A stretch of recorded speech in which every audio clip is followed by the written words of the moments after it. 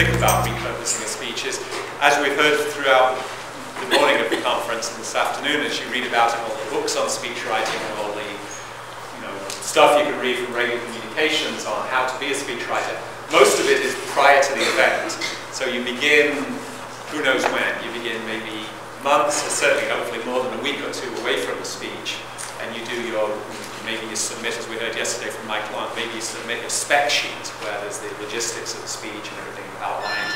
Maybe you submit the speaker bio and the abstract of the speech to the organization who's hosting the conference. Then you begin doing your research, contacting your subject matter experts around the organization. Then you begin with your first draft, and, your revisions, and the second draft. And of course, many of us know it's the last 24 hours or 48 hours before the person goes on to give the speech that things get really hectic. I'm sure many of us may have pulled all-nighters, or last-minute revisions come in. And a speechwriter, actually, a friend of mine who first got me into speechwriting, a guy called Joel Postman, said often the speechwriter's sitting in the front row and nervously, clutching their draft to open the executive. Not that you can, do any last-minute coaching, but the minute the executive or the speaker stands up in front of the microphone, this speechwriter said at that point, it felt like a weight fell off his shoulders. Because even if the guy, heaven forbid, has a heart attack, falls over, or completely forgets anything they're going to say, the speechwriter can't do anything. You can't stand up there and do the speech for them. So at that moment in time, at minus 1 second from the beginning of the talk, is when the speechwriter usually feels a sense of relief. Of course, there's hoping that the executive delivers, the person delivers the speech in a good way, a meaningful way. But usually, at that point, in my experience, everything comes to a dead halt. I mean, that event is essentially over with. And usually, if you're working for a large company, I work for both Sun Microsystems and HP in the corporate communications team, there's next week's or next month's speech that you're already thinking about if you've already started drafting. So there's not the luxury of really doing anything. The minute you walk out of that hall, you're probably already on your cell phone talking to people about the next speech. And so it's all this build up till it dropped. Literally the curtain falls on that speech, certainly from the moment the executive leaves the room. Well, I would offer that with a little bit of extra effort, you can, and this will be effort in time, it will have to occur after the speaker finishes speaking for a small period of time, not the equivalent length of time you spent preparing. You can actually magnify many fold the effect of that speech. I'm speaking here in a room to, I'm guessing, 100 people, maybe 120 people. I'm actually videotaping myself on a little thing at the front there called a flip video camera that I videotaped Mike Long on. If any of you were here for the pre-conference workshop yesterday morning, Mike Long spoke to a couple of hundred people. Well, it's now on YouTube because I videotaped it. It's only 10 minutes, that's the maximum length.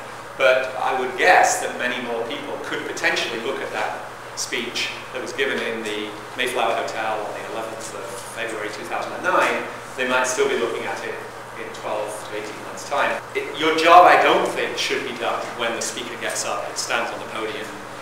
You kind of go on to the next event in your calendar, whether as a freelancer or as a corporate employee or a government agency employee. If you're a freelancer, like I am now, I often try and build in, I mean, for freelancers, any money's good money. So it's maybe worthwhile saying to a client, okay, it's X thousand dollars, say, I'll do the math easier, say it's $10,000 for me to create this speech. Well, how about I add in another 1,000 and I'll repurpose the speech for you, and then we'll have it out on the web, and the effort you need to put in is relatively minimal, but I think it's easy to justify the fee as, or you can bake it in as a freebie that will distinguish you maybe from other freelancers. What I'll be talking about is podcasting, which is taking an audio copy of a speech, an audio transcript, and putting it out on the web as an audio file. But that same audio that you've recorded could be sent to a transcription agency and made into a literal transcript of the speech, which can be cleaned up and put to the web. And it could be used for both internal and external audiences. So just to give a nod for a minute to new media, because that wasn't the title of the talk, the purpose of course, having a podcast or having an audio file or a transcript of the speech, if it sits on your desk, doesn't do anything to magnify the effect of the speech. What you need is a vehicle, a way to make that speech available outside the walls of the organization.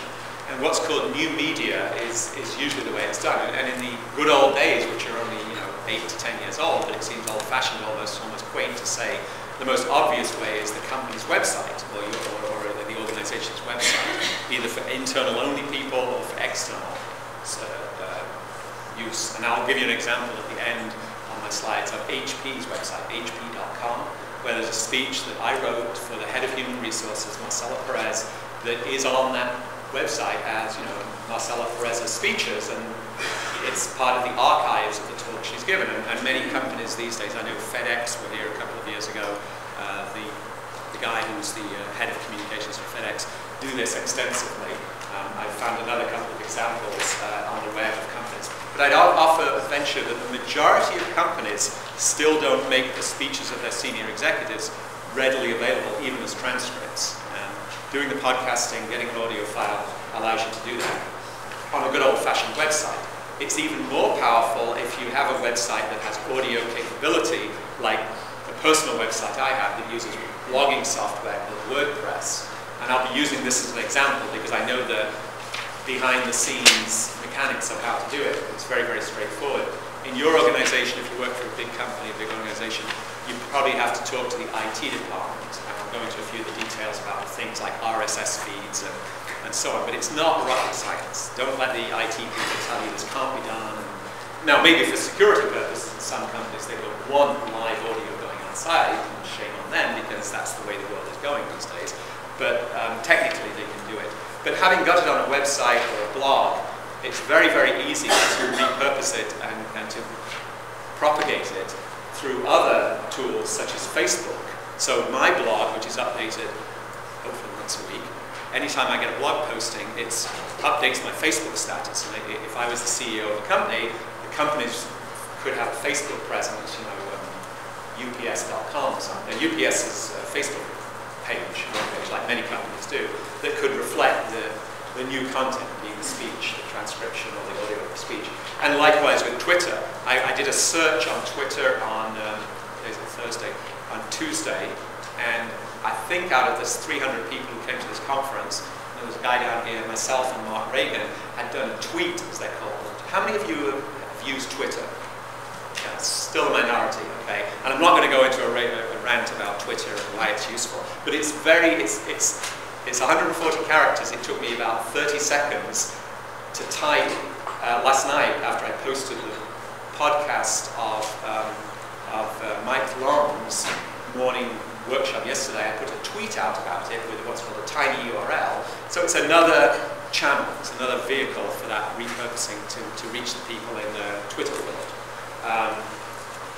And likewise with YouTube, you can put stuff on YouTube.